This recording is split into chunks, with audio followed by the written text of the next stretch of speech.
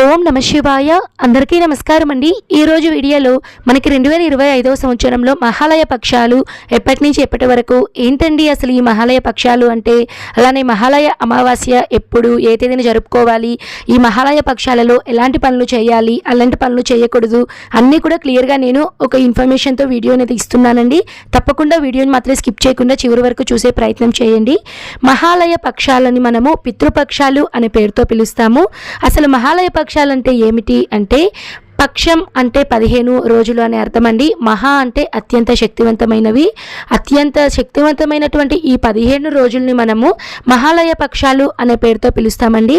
మన పురాణాల ప్రకారం సాధారణంగా ఏంటంటే, ఎప్పుడు మనకి ఈ మహాలయ పక్షాలు వస్తాయి అంటే, భాద్రపద మాసంలో వచ్చేటువంటి బహుళ పక్షంలో అంటే కృష్ణపక్షంలో పాడ్యమి తిథి నుంచి అమావాస్య తిథి వరకు ఉండేటువంటి 15 రోజులను మనము మహాలయ పక్షాలు అని, పితృపక్షాలు అనే పేరుతో పిలుస్తామండి. ఈ 15 రోజులు కూడా చాలా శక్తివంతమైనవండి. ఎందుకండి అంటే, ఈ 15 రోజులు కూడా మన పూర్వీకులు కానీ, మన పితృవులు, మన తాతలు ముత్తాతలు ఎవరైనా మన కుటుంబ సభ్యులు చనిపోయి ఉంటారు కదండి, స్వర్గస్థులై ఉంటారు కదా, వాళ్ళకి మనము ఈ 15 రోజులు కూడా మనము పిండ తర్పణాలు అనేటివి వదలడము, అలానే వాళ్ళకి ఇంట్లో తలుగు అంటారండి, మా సైడ్ అయితే తలుగు అనే పేరుతో పిలుస్తారు.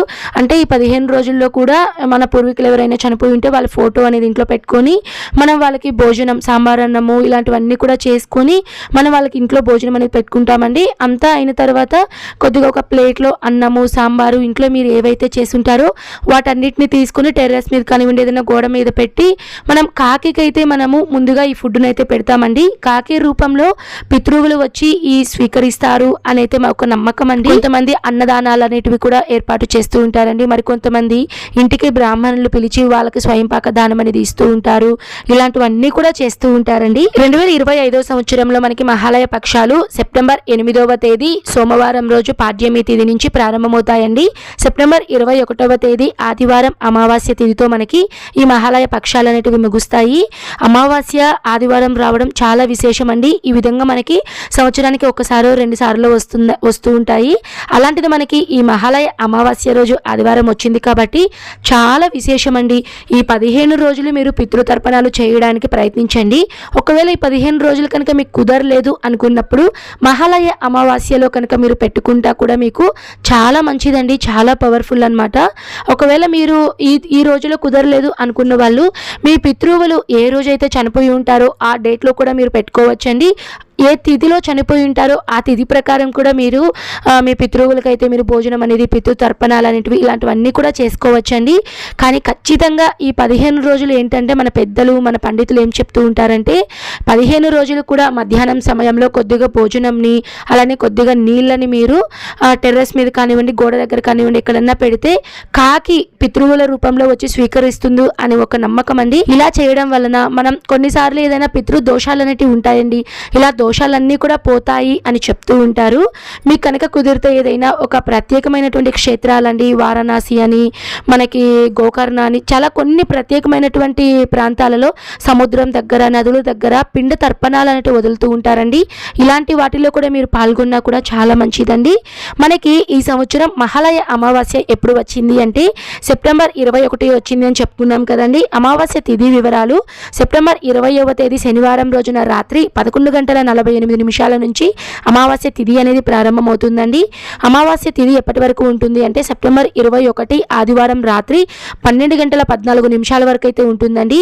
మనకి ఆదివారం ఉదయం సూర్యోదయం నుంచి పూర్తిగా మనకి రాత్రి 12:14 వరకు అమావాస్య తిథి ఉంది. కాబట్టి సాధారణంగా మన హిందూ ధర్మ ప్రకారం మనకి ఉదయం ఏ తిథి అయితే ఉంటుందో ఆ తిథిని ఆ రోజంతా పరిగణిస్తాం. కాబట్టి అమావాస్య తిథి 21వ తేదీ ఉంది. కాబట్టి మహాలయ అమావాస్య 2025వ సంవత్సరంలో సెప్టెంబర్ 21వ తేదీ ఆదివారం రోజైతే జరుపుకోవాలండి.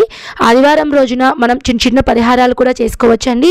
అంటే ఇంట్లో ఏదైనా నెగిటివ్ ఎనర్జీ ఉంటే, ఇంట్లో ప్రశాంతత లేకపోవడము, చికాకులు, గొడవలు, సమస్యలు అనేవి ఒకదాని తర్వాత ఒకటి వస్తూ ఉంటాయండి.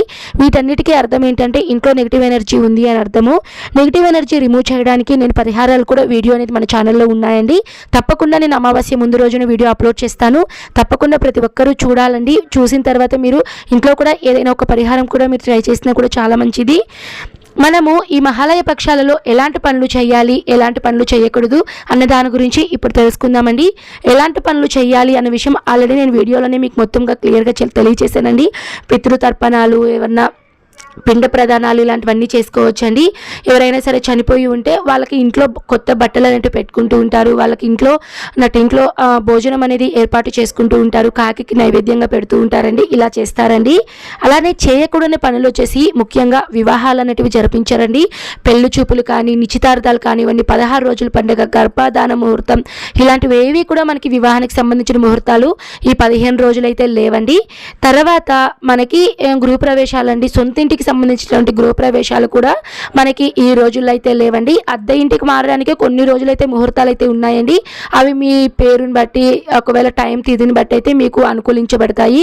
కానీ సొంత ఇంటికి సంబంధించినటువంటి గృహప్రవేశాలు, గృహ శంకుస్థాపనలు, ఇంటికి ఏదైనా మరమ్మతులు చేపించడం ఇలాంటివి ఏవి కూడా జరిపించకూడదండి. ఇదండి ఓవరాల్గా మహాలయ పక్షాల గురించి ఎన్ని రోజులు, అమావాస్య ఎప్పుడు, ఇవన్నీ కూడా క్లియర్గా తెలియచేశానండి. ఈ వీడియో కనుక ఉపయోగపడితే తప్పకుండా లైక్ చేయండి. మరెన్నో మంచి వీడియోలతో మళ్ళీ మీ ముందైతే ఉంటాను. సర్వే జనః సుఖినో భవంతు. స్వస్తి.